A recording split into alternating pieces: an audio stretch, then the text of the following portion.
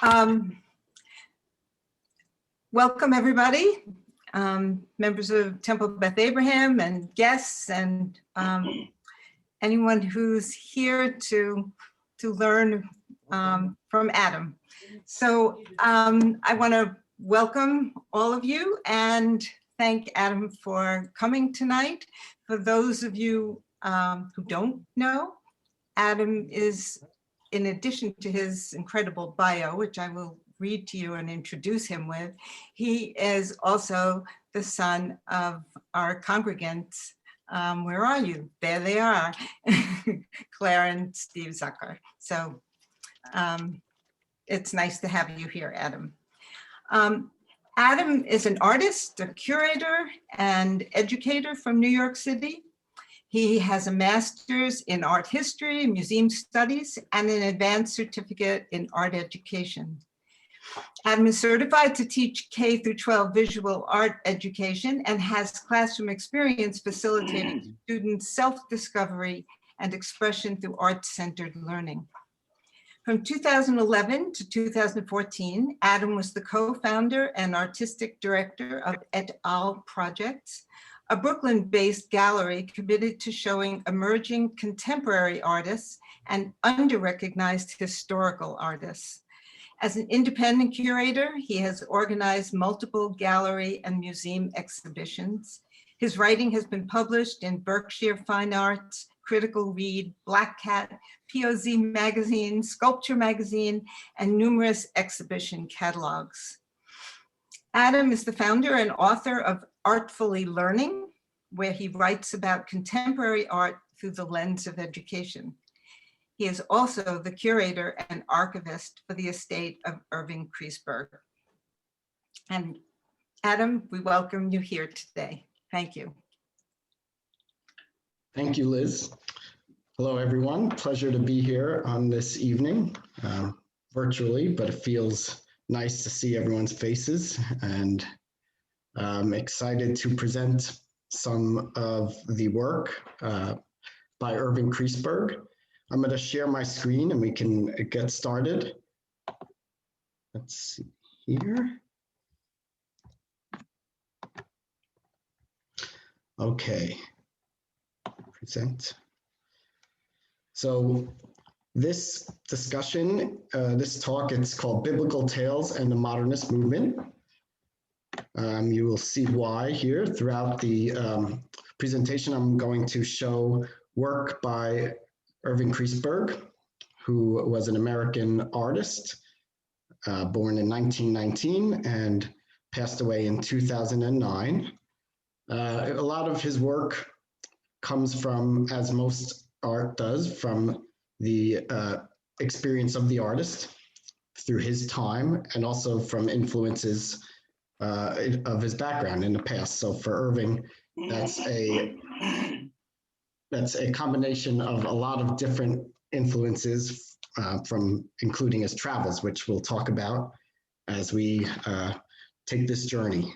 So right now, here's a list of some events that shaped Irving Kriesberg's art and his spirituality and just overall outlook on life. His combination of both the familiar, his background, and the learned, his travels and social experiences, became the foundation of his signature artistic style. So this presentation is going to follow this trajectory. However, I want to make it clear that Irving's path as an artist is by no means linear. Throughout his work and throughout his career, which was over 8 decades long, he revisits and represents themes and ideas at all stages of his career. He was clearly interested in depicting both a world in flux and the traditional cosmic and cultural makeup of a global civilization and its people. So let's see, he was born Chicago, Illinois on March 13th, 1919, recently had his 102nd birthday. He graduated from the School of the Art Institute of Chicago in 1941, and shortly thereafter he visits Mexico, where he lives and works for 4 years. roughly 4 years. He returns to the US in 1945, where he moves and settles into New York City. And that's where he'll spend the bulk of his life as a American citizen. He exhibits at the Museum of Modern Art in New York in the show 15 Americans in 1952. That was his first real landmark museum exhibition. It was a group show, which also included artists Jackson Pollock and Mark Rothko. His first career retrospective was in 1962 at the Jewish Museum. And he travels to India on a Fulbright fellowship. He's there for a year from 65 to 66. He spends that summer of 66 in Haifa. He's in an artist colony, Ein Had, in the Haifa area. In 1974, he gets a residency for painting at the Narob Institute in Boulder, Colorado, which was a renowned place for Buddhist education. So, and in 1976, the Ezekiel mural is dedicated to Temple Beth Emmet in Evanston, Illinois. In 1982, he has his first major public arts commission, Peace Dove. It's a banner which becomes a centerpiece of the June 12th rally in New York City. And in '89, he creates prints and a banner for the Passover Peace Coalition. So we're going to look, that's the trajectory that we're going to explore now. We're going to start with Mexico, 1941 to 1944. So in Mexico, Kriesberg was inspired by many things, including the indigenous people's history and culture, as well as the contemporary art and its political and proletariat messages. So his art from this period shows a conscious embrace of the Mexican modernist style, which was included the work of the Mexican muralists. And I'll go upstairs. his own combines elements of abstraction, pre-Columbian, and ancient symbolism. Themes from this period include biblical and quotidian subjects. Some of the figures resemble indigenous Mexicans. They also depict the indigenous peoples in Israel and Palestine, and prominent women from the Hebrew Bible. This image, for example, Guadalajara Mujer, is a person that Irving likely would have encountered while he was in Guadalajara. It's a woman who's wearing a veil. This is typical of the dress of the period and the geographical region, but it also, this composition also resembles images that are familiar of some of the matriarchs in the Hebrew Bible. The woman also, with her hands, she's in a very pious position. She's looking out, she's daydreaming, it looks like. There's a lot going on here emotionally. It looks like maybe she's lit some candles, perhaps for Shabbat, and is just in the midst of some personal prayer or reflection. We're going to look at this image from 1944. It's a work on paper, and it's called Palestine. So Kriesberg is reflecting, he reflects socially engaged ideas from Mexican culture into a multicultural narrative that speaks to contemporary struggles and issues around defining and understanding spiritual, social, and national identities.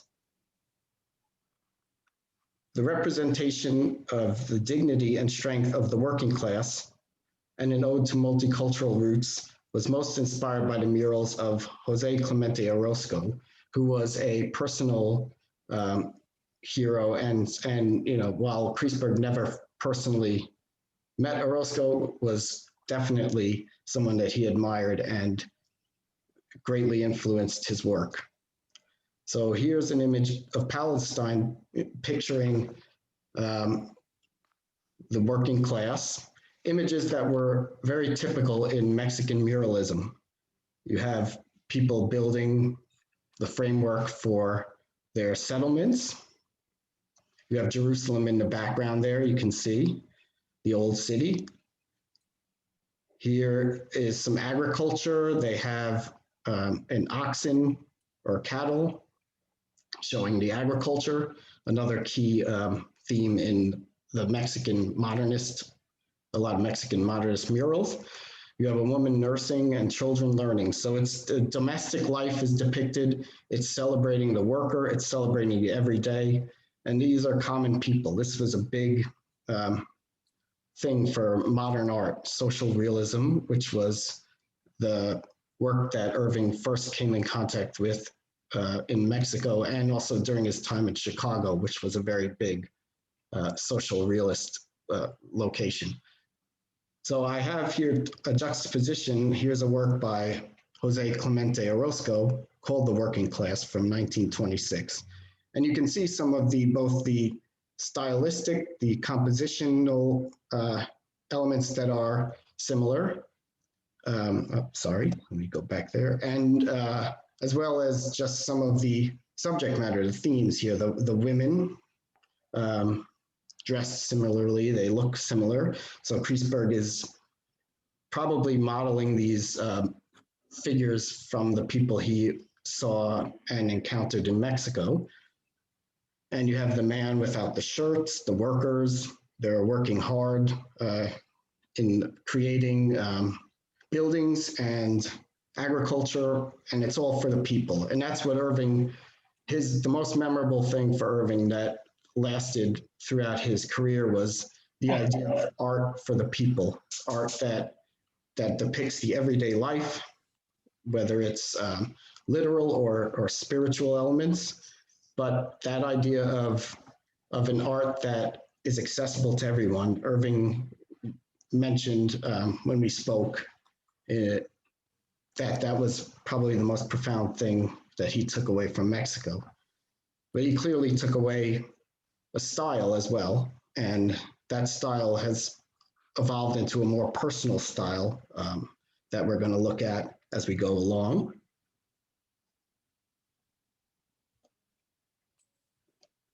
So now here, he's still in Mexico at this time. This is 1944, a Jewish American artist during World War II. He's, so here right now, the visceral and personal reactions to the war are evident in Kriesberg's work from the early and mid 1940s. These works are created directly in response to the war in Europe and the Holocaust. They express the anger, pain, and frustration of a Jewish individual witnessing the atrocities in real time. So here are some examples of the metaphoric responses to the turmoil in Europe.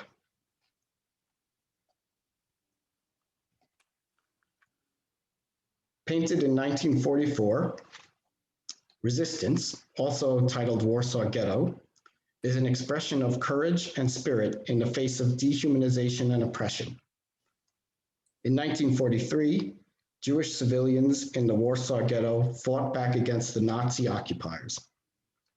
The Jewish rebellion knew what they were up against, and they knew that they had no chance. As a result, around 13,000 of them were killed in the conflict. Half of them were burnt alive, suffocated. But their brave actions raised awareness of the dire situation that was facing the European Jews.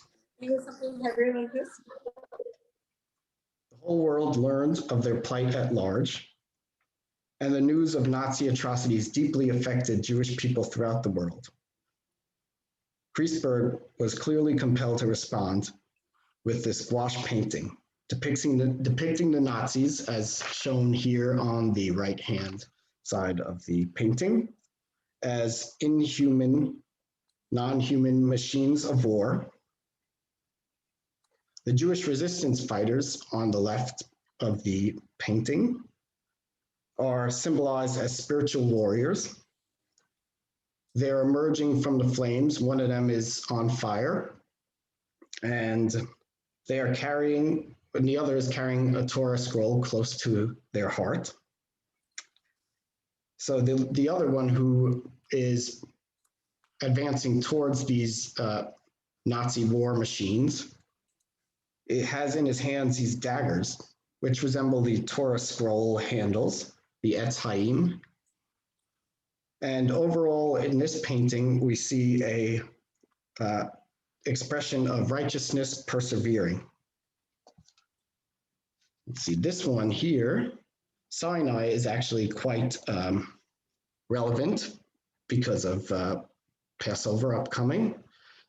And here it depicts Moses on the right-hand side carrying the tablets of stone from Mount Sinai. On the left, there's a figure in a gray robe. Perhaps it's Moses, but we don't see the face. They are going into the flames, and Moses is coming out of the flames. So here we have Kriesberg looking at the past and making a contemporary analysis of the biblical story of Exodus. The Jewish people were freed from slavery from Egypt. The Egyptian oppressors were thwarted and defeated through the righteousness and the spirituality of the Jewish people. And here as well, this is the contemporary symbolism here. It's the Holocaust. So we have coming out, we have them like a phoenix out of the fire, the signifier of perseverance for those who are marginalized and victimized. And these individuals and groups obtain new life now by rising from the ashes of the predecessors and carrying on traditions and cultures that honor their ancestors' memories. So Kriesberg here responding in real time to the atrocities of World War II while in Mexico. So the style again too is very much in line with, again, you'll see on the left, here's a detail from an Orozco mural, which is in a hospital in Guadalajara, Mexico. Especially that more, just like the elements and the composition here, there's a lot in common with Kriesberg's early work.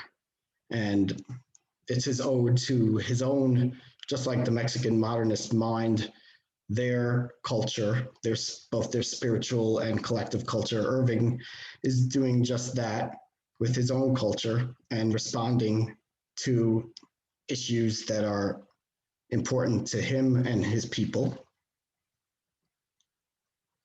So Jewish American after World War II. So now we're in 1945 when he's back from Mexico. The war is just about over. But here is an interesting period for Irving because it's a period in transition stylistically for him. The subject matter is biblical. Here we have a painting called Abraham and Isaac from 1945, which depicts the Jewish patriarch Abraham and his son Isaac in a poignant embrace. They are bound to each other.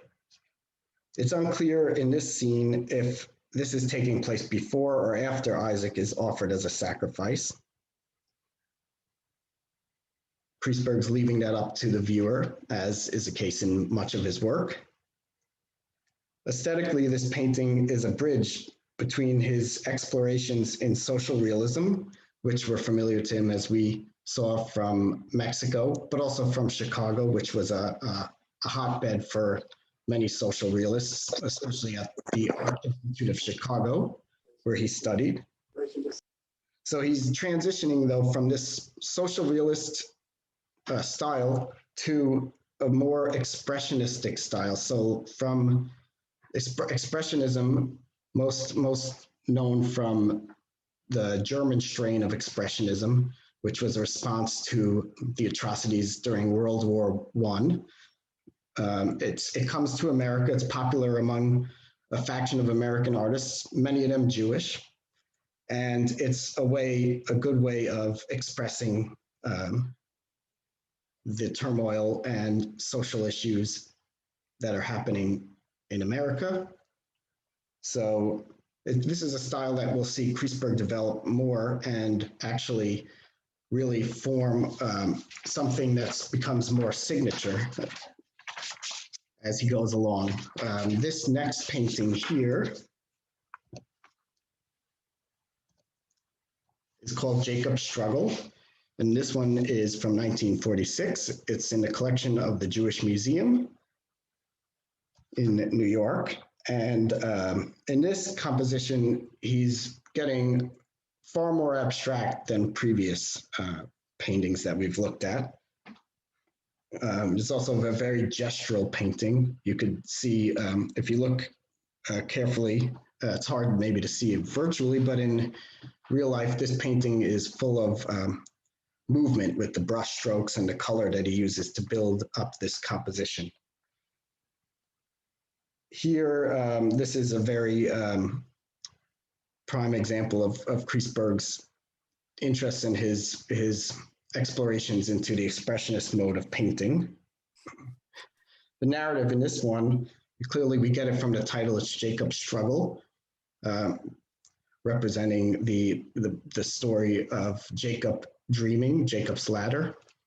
But this is really, we don't get much of a literal narrative here. It's more mysterious even than some of the early representational work. More than anything else in this painting, Kriesberg is portraying an emotional sense of being. Could be a struggle with after the war, a struggle of self or a struggle of collective identity that after the war, many Americans were facing in light of what had happened globally and at home. And so here we will move on to India. So Kriesberg, for an American to go to India at that time also was quite unique, but it was something that had driven him. Prior to going to India, he was clearly interested in the culture and the art. And so when he got the chance to go, it was a really profound experience and definitely had a fundamental impact on his work. For Irving, comic books and natural history displays were the foundation of his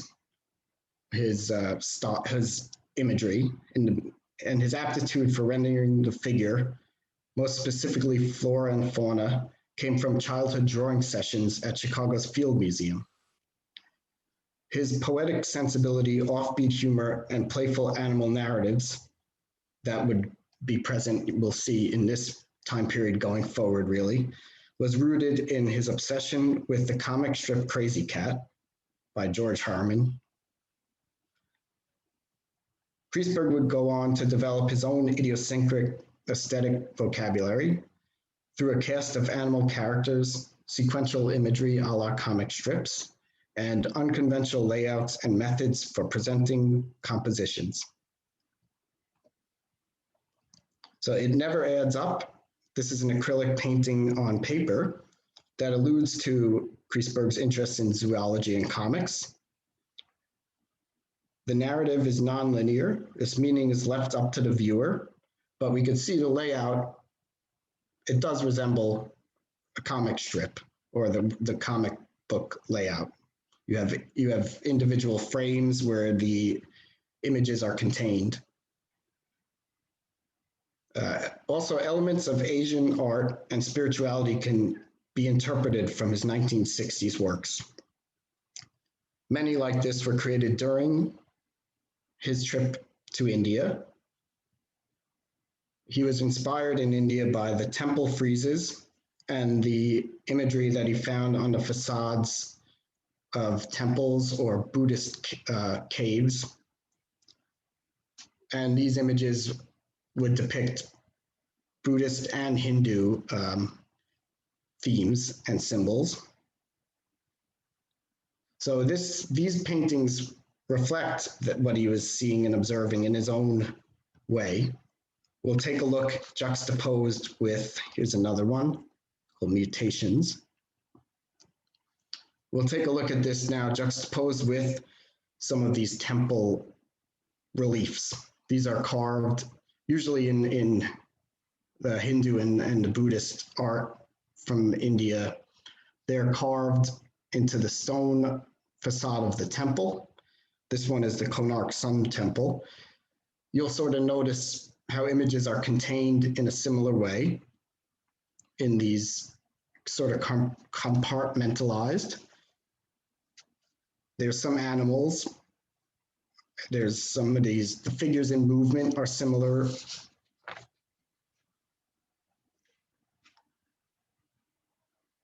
Even some of these abstract shapes here up at the top here, you have these circles. This motif is repeated in some of Kriesberg's abstract imagery here. Perhaps most importantly, in the course of Kriesberg's development was a breakthrough realization that, well, for him, it was a breakthrough realization, I must add, that all living creatures had sophisticated personas. Specifically after India, he displayed a sense of formal balance and harmony in his compositions.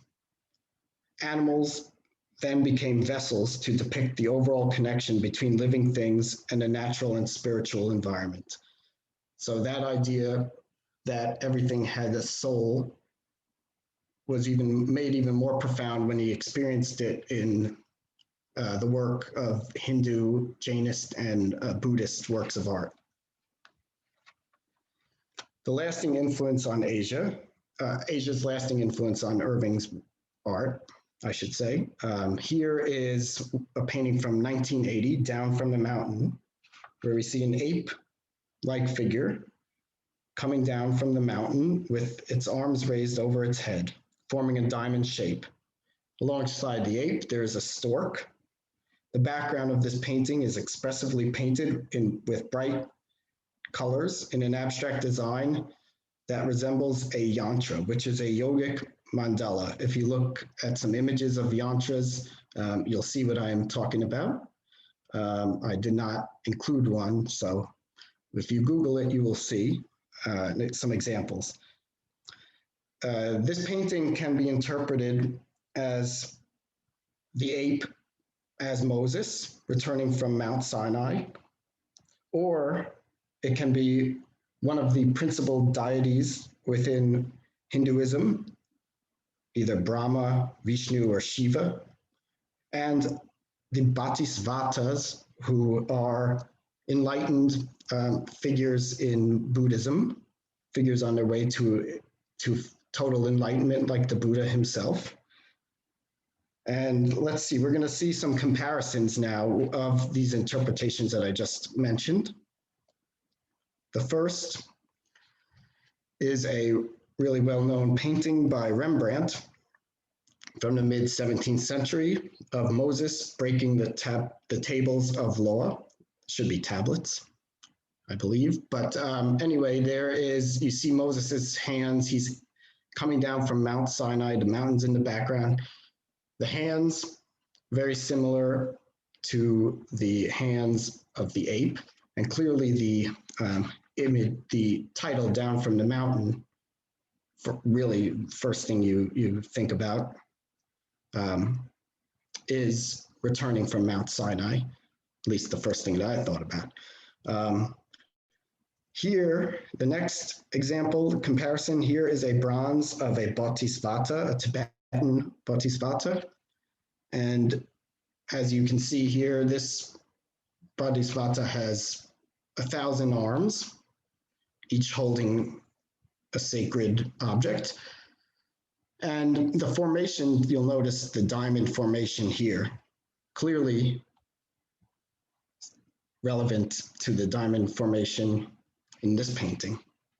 And this is something Irving was interested in. Tibetan Buddhism, he would frequently visit the Rubin Museum of Art in New York City, which is a fantastic collection of Tibetan Buddhist art. So this was something that he was clearly aware of, as well as from his time actually seeing these in practice in some of the temples during his travels throughout Asia. The next and last comparison here is a stone carving from the Great Relief at Mamallapuram. This is telling the story of, it's a popular story called the Descent of Ganges. This is a 7th century rock relief carving. The Descent of Ganges and the story of Exodus actually have some interesting parallels. So I'll just explain a little bit about the Descent of Ganges, because I'm sure we're all familiar with Exodus. So the Descent of Ganges is a well-known Hindu narrative about the origins and religious importance of the Ganges River. The story describes the gods allowing the Ganges to descend from the heavens as a reward for a sage named Bhagirath, who had practiced many years of spiritual devotion. The water from the river was meant to purify his ashes and the ashes of his deceased ancestors, rather, while providing a source of refreshment to all the creatures on earth. In order to prevent a powerful waterfall from destroying Earth, Lord Shiva, one of the major Hindu deities, appeared under the cascading river and permitted the water to get caught in his hair so that it trickled out in gentle tributaries. And you can see this is Lord Shiva here. This is his hair. There's another interpretation for this tale, for this narrative. And that one is centered around the devotion of an archer by the name of Arjuna. And he's a protagonist from the ancient epic, the Mahabharata. And that's an ancient Hindu Sanskrit epic. So the archer Arjuna is thought in this narrative to be imploring Shiva to provide him with his powerful weapon that he could utilize against his enemies. Arjuna is thought to be the figure that we see depicted in the carving performing yogic devotion. In the detail here, we see the four-armed Shiva with the trident. That's how we know it's Shiva. He's carrying his trusty trident. And he appears to be presenting a small figure here with this fearsome face. It's like a cat-like, lion-like face on his belly, to this holy man in the yogic pose who we think is Arjuna, or I say we, art historians and scholars that are more familiar with Hindu art. They have interpreted this to possibly be Arjuna. He's standing on one leg in a yogic pose, and this is perhaps one of the earliest known visual depictions of a standing asana pose, which is a yoga pose. An asana pose is the pose that you make and hold in practicing yoga.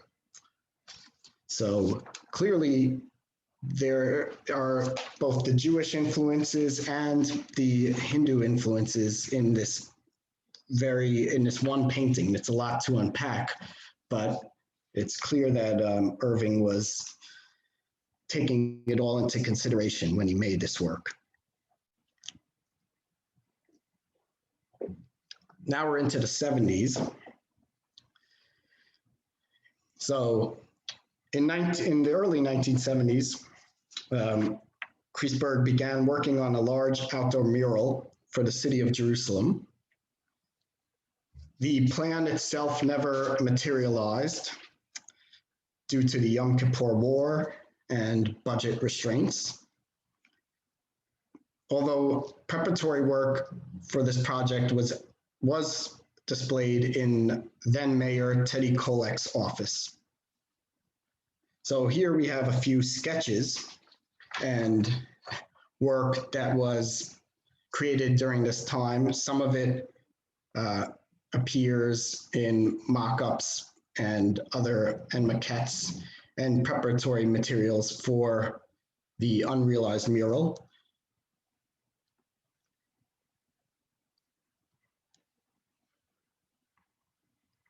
We'll take a look at this one here, again, down from the mountain. It's untitled, but you see it's also had been written down from the mountain. So we know that this narrative, again, similar to the painting we just saw, is depicting that mountain return scene. Once again, though, it's interesting because once more, if you look at it and compare it to Hindu and Buddhist lore and spirituality, there are elements in this composition that relate again.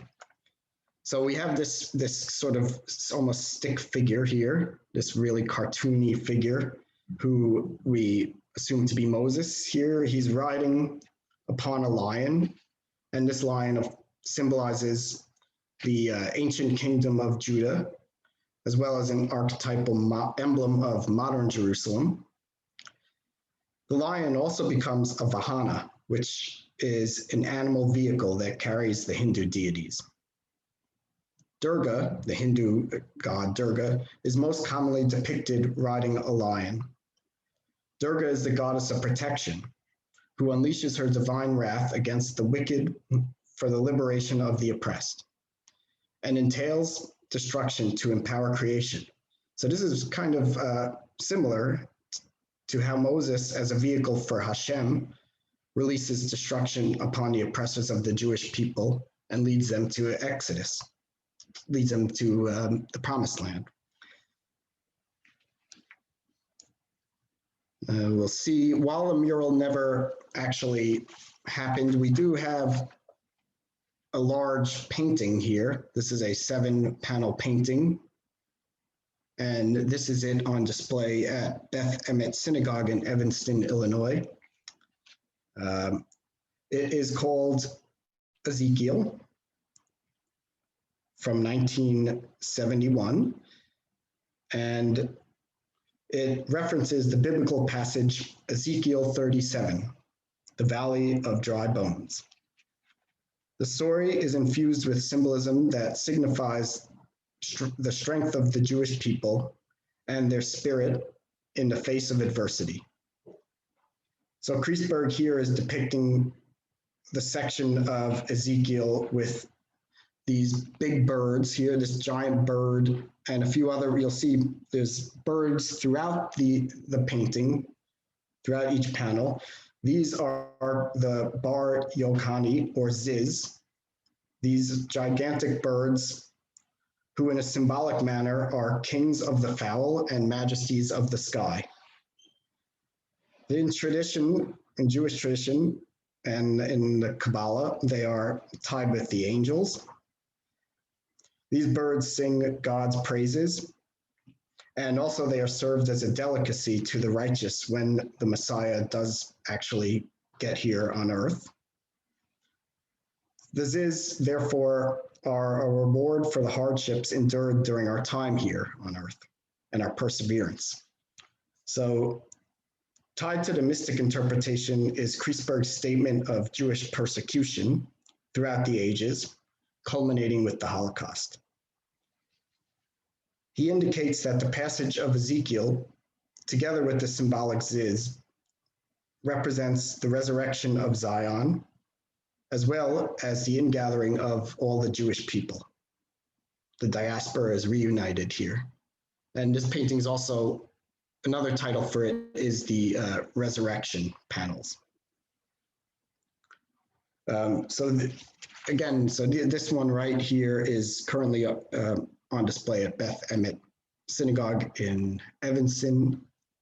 And this is where it has been for several decades since it was donated. Now we're on to the 1980s. Various peace movements we'll take a look at and how Irving contributed artwork to them. So while Irving was largely cryptic about the meaning of his sublime paintings, his graphic art can be read more literally in its intent. This is especially clear in his utilization of religious archetypes for socially engaged purposes. And we're going to look at several examples of his illustrative and graphic artwork that have either been published or presented in public. This one is the Dove of Peace, also known as the Angry Dove. And this is a screen print. This work was printed in 1982. This Dove of Peace here, on June 12, 1982, thousands of protesters gathered in New York City to call for peace and denuclearization. Kriesberg was one of the many in attendance, and here his iconic 38 by 24-foot banner, Peace Dove, adorned the facade of the New York's Cultural Center's headquarters at 2 Columbus Circle. And currently this building is the, well, currently that location rather is the Museum of Arts and Design. Kriesberg, this image, this Peace Dove image became a de facto symbol for a myriad of socially engaged issues facing the global community, such as the anti-war, anti-nuclear, and the Mideast peace movements. It was also reproduced in several countries in their literature around denuclearization and anti-war, and it was featured on the cover of the book Realizing Peace, which was written by Irving's brother, Louis Kriesberg. Here in this picture, we actually see Irving on the bottom holding up a sign of the dove, as well as the banner here right on the building at 2 Columbus Circle. And this was on display, and then it was also moved downtown to the financial district where it was displayed in the World Trade Center complex of buildings. Here on this night, this is a 1989 illustration for the Passover Peace Coalition, which Irving was involved with. The Passover Peace Coalition is a socially engaged group. They advocate for peace and social justice around issues of gender, race, and healthcare and access for healthcare. They were especially at this period of time when they released this image, and also several pamphlets and a Haggadah, which these illustrations by Kriesberg were featured in. They had literature about the Jewish response, the rabbinical response, and the Jewish community's response to the HIV/AIDS crisis. These illustrations here, which are featured within the Haggadah and the activist materials that they would hand out at marches and meetings, are works by Kriesberg. You can see on the right-hand side is an image that was actually reproduced as a banner, similar to the Peace Dove displayed during a rally. This banner, or this image, is the afikomen being broken, which traditionally on Passover is done. The afikomen is shaped like the state of Israel, with Israel and Palestine broken apart. Irving was very focused and very passionate about the a peaceful solution, a two-state solution, or a unification of Israel and Palestine. And so a lot of these commissioned works focused on that and finding some sort of Mideast peace agreement, reconciliation, and also for just a general social justice message of people coming together and reconciling their differences. So that is, let's see, is there any more? Now, I just titled this last section Tikkun Olam, Healing the Earth. This idea of social justice now, as we look at some of the later works, from the late 1980s to the late aughts, and Kriesberg painted fairly up until he passed away in 2009. He made a group of paintings starting in the 1980s. I'm sorry, let me go back to that, called Dog Fields, which we see here. These dog fields are representative of human corruption that impacts our environment and our relationships with others. The allegorical imagery can be connected to the concentration camp death marches during the final months of the Holocaust, particularly in this painting, which is actually titled Holocaust with Owl.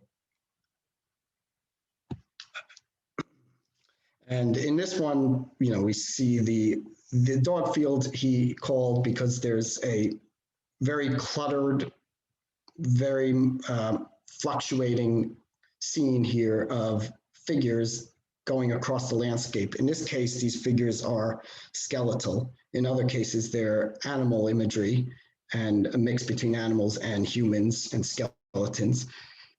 Typically, there's either a big foot or a owl soaring above. In this case here, the owl, we wonder whether this is the angel of death or whether it's a guardian angel or both. And Kriesberg often blended, meaning, so we're not sure. I mean, and it's also never, for Kriesberg, it's never one thing or the other. It's a lot of gray area for us to interpret and also connect with our own personas. We're not, our identities are multifaceted. So we are not just good and just bad. It's more than one thing. And that's what we can take away from this. Here, again, another relevant, I tried to pick some images that would be relevant for this time of year, Passover, but also, unfortunately, Passover in a pandemic. So here, this one's called Dropping One. And here we see some frogs going into this blood-like river, this blood-red body of water at the bottom. And here's a big monolithic head on the left-hand side of the canvas. The plagues here brought about by the neglect for the environment and the need for greater social justice are poetically communicated in works like the one we just saw, the dog field, and these paintings like Dropping.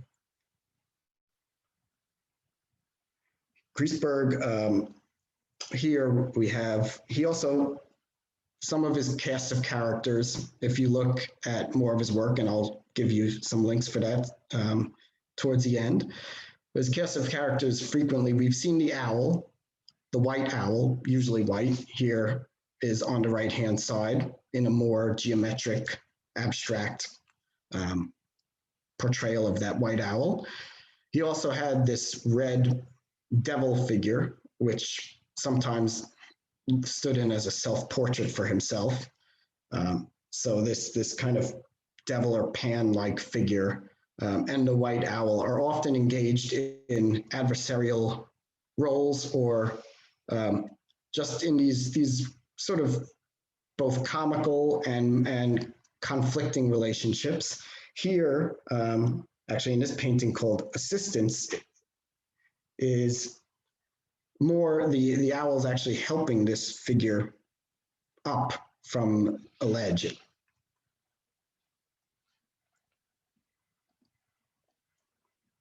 Let's see, go back here to this last image here.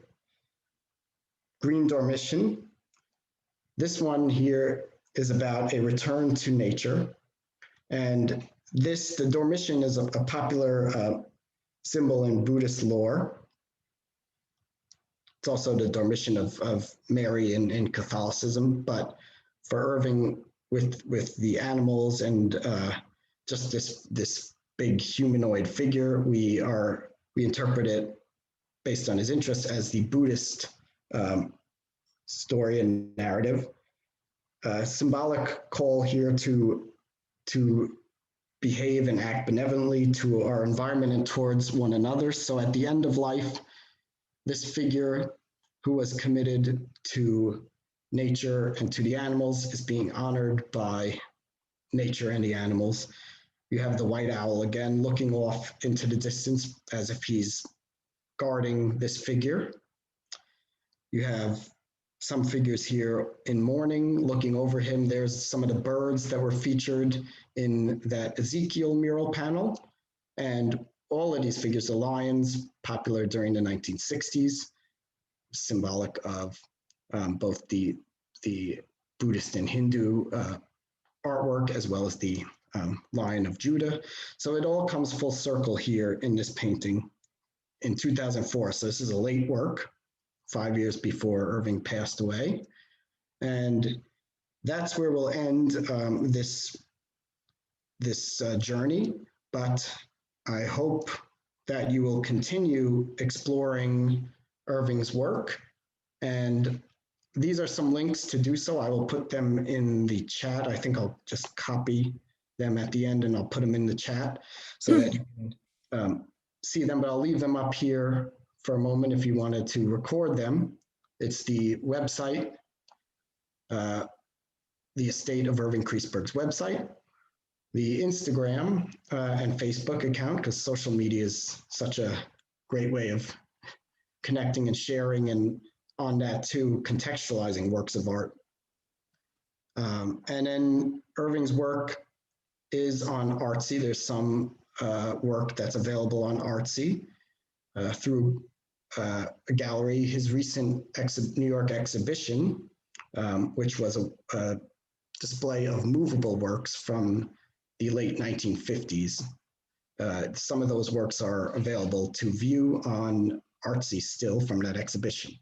So now, without further ado, I'd love to get to the comment part of the presentation and hear, your thoughts. If there's anything that you want me to go back to or anything you want to add, I'd love to just hear your thoughts in general. So I guess we'll open up.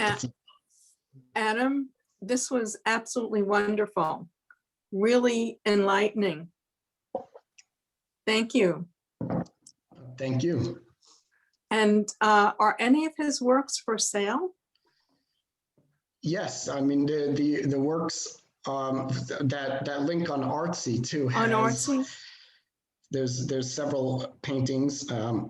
You can contact the estate as well for any inquiries. But through the last show, that link on Artsy, if you search on Artsy, you can see actually the online exhibition that was recently here in New York, and the works from there, which are quite interesting because they're early works.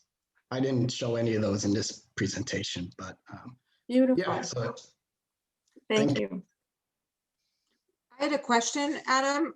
Thank you. And I see that you have there are some relatives of the artist on with us.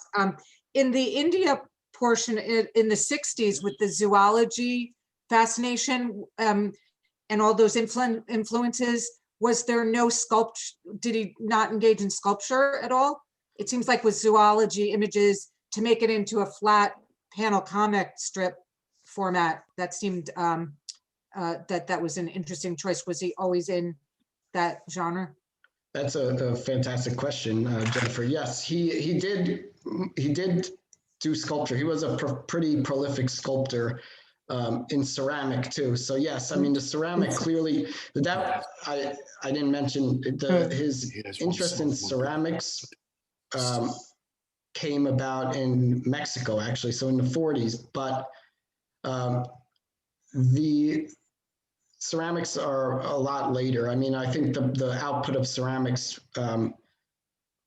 really started after India later. They would be later, like 70s, 80s. There are some early examples, but it's few and far between. But that's a great point. And yes, some of the ceramics too, they do feature animals, and they've been described by critics as sort of like ancient figurines being unearthed in the contemporary era. So yeah, so he was very interested in that aesthetic and in that subject matter. They were a lot of animals again, and also a few Buddhist mudras. So like the Buddhist hand symbols, Buddhist and Hindu hand symbols, he actually created.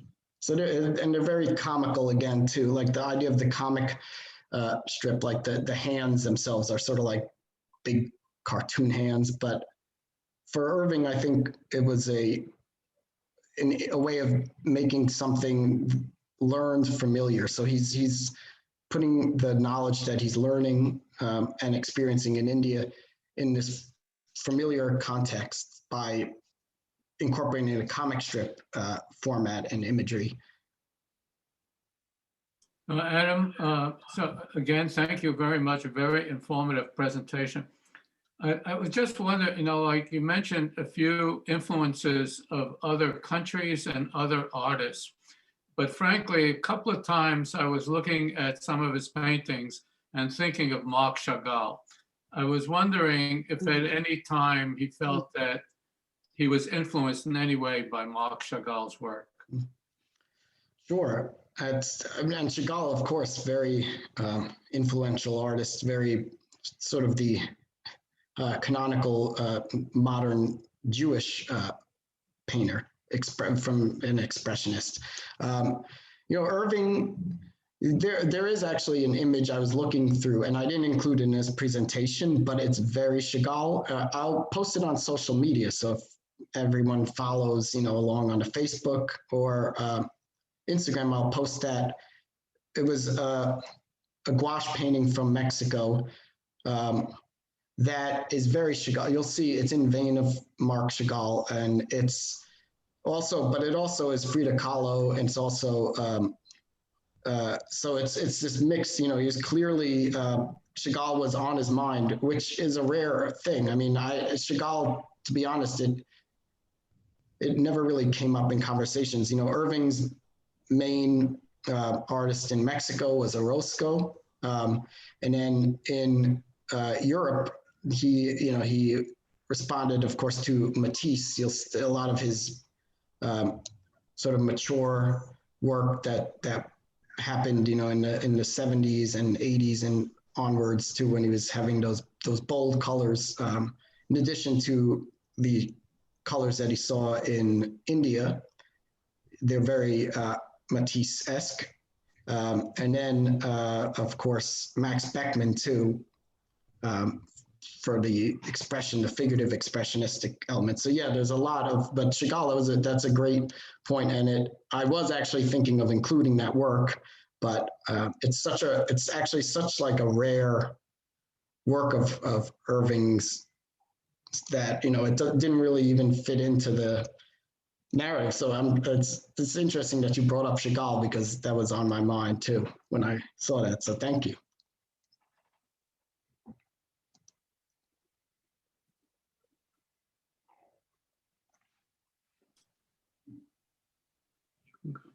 Hi, Adam. How you doing? Was he a fast worker or a slow worker? I don't know how to even. I don't even know if such things exist in our. Did he work quickly? Did he work slow?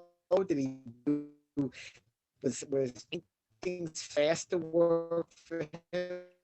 where his skull just faster? How does it work? How did it work for him? That's a great question. When I met Irving, it was in, I think, might have been late 2008, but towards that period, he had not made work for quite some time.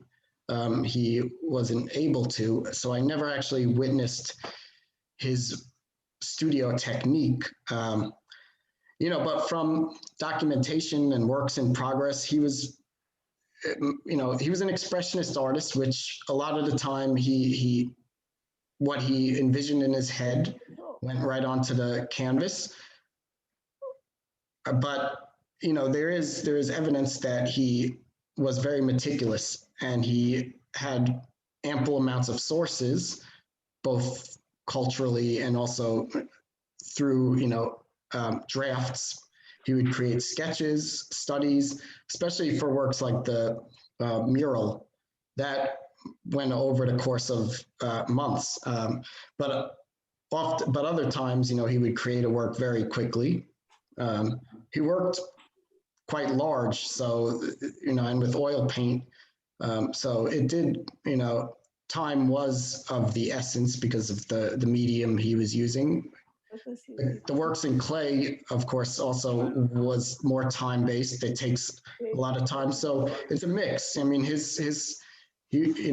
guess some people think of expressionism as this quick, application of paint on a canvas, but Irving was a very meticulous person, and I can attest to the way that he edits.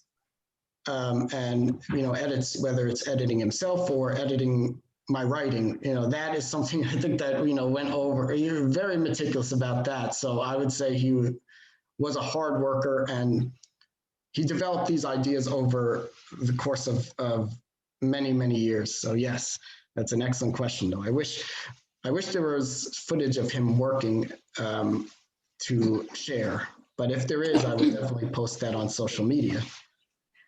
I think we can have time to take one or two more questions. Pearl Ann, did you? Did he leave any writings that would indicate who might have influenced him? Irving was a scholar of art history in addition to a seasoned artist. So yes, he's written, about all types of art, from India to modernism, to European modernism. He's written specifically, if you want some names of whom he's written about, he wrote about a Matisse exhibition. He wrote about Picasso's work. In a lot of his correspondence, Picasso was someone who was of interest to him, I think on multiple levels: the personality, his ability to do a lot of multidisciplinary work in different materials. So yes, and he wrote about art in Japan. Irving went to Japan in the 80s, where he really honed his ceramic skills. And so he wrote about some of the contemporary Japanese artists, including Yayoi Kusama, who which I thought was actually interesting, because Irving, it seemed a little strange that he was mentioning Kusama, but because he never mentioned her prior. But he wrote a great piece about Kusama, and so I mean, he was incredibly interested in nearly everything. I would say. I mean, he didn't like conceptual art, quote unquote. I mean, his conceptual art, the movement, the postmodern movement, he didn't like that as much. Pop art, not so much. So he, the things that were like material, he considered like materialistic depictions, he did not enjoy, and that had no interest to him. And he didn't write about that, but yes, he wrote quite eloquently about art and other artists. And also his contemporaries, I'll just say too, because he was a champion for a lot of his contemporaries and supported them as well through writing and exhibiting their work. Adam, may I talk? May I talk? How does it work? May I talk? Oh, yes. Hi, Marika. Yes. I am sorry, but it's interesting that I sense that his later work somehow showed very much of his pain and his Parkinson conflicts with it. The very late, the 90s, I was so, and the very last one that you mentioned, it's somehow very much, and many of them, like the defense, that the way how he represented himself like a worm in a way, and then the others were kind of attacking him. I mean, I looked at it somewhat in different ways. I think he was very strongly influenced by his interrelationships, and the restriction that he was kind of confronted with was very difficult for him. It was a beautiful talk, Adam. I'm so glad that we joined you. And Thank you, Marika. Yes, that's true. You mentioned his Parkinson's, yes, which towards the end of his life, the paintings had this sort of element of coming to terms with mortality in a way, in a more personal sense. So yes, and that struggle and physicality was represented in those later works for sure. Right, and it caused him to stop painting. So that was definitely a profound and very sad factor of that. I agree. I agree. Beautiful afternoon because of you. Thank you.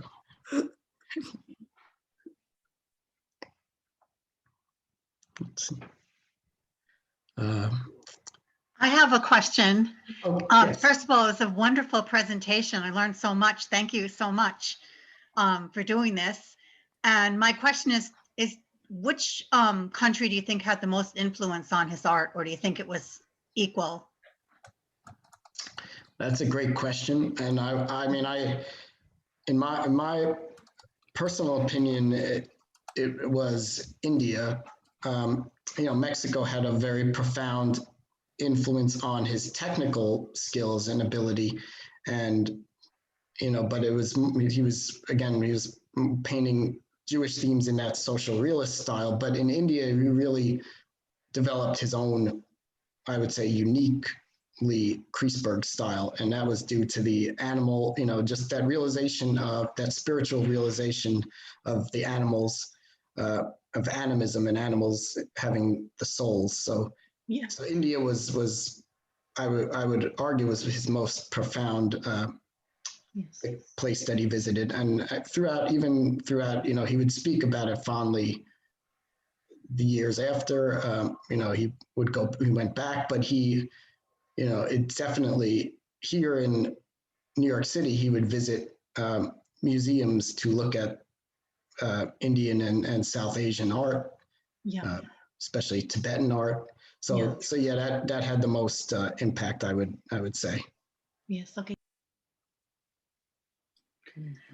Okay, I think then we'll wrap it up for tonight. And Adam, I just want to thank you from all of us for a really wonderful presentation, and thank you all for being here. And thank you again. Thank you, everyone. Have a great night. Happy Passover. Happy Passover. Thank you, guys. Thank you. Same to you, and thank you. Great job.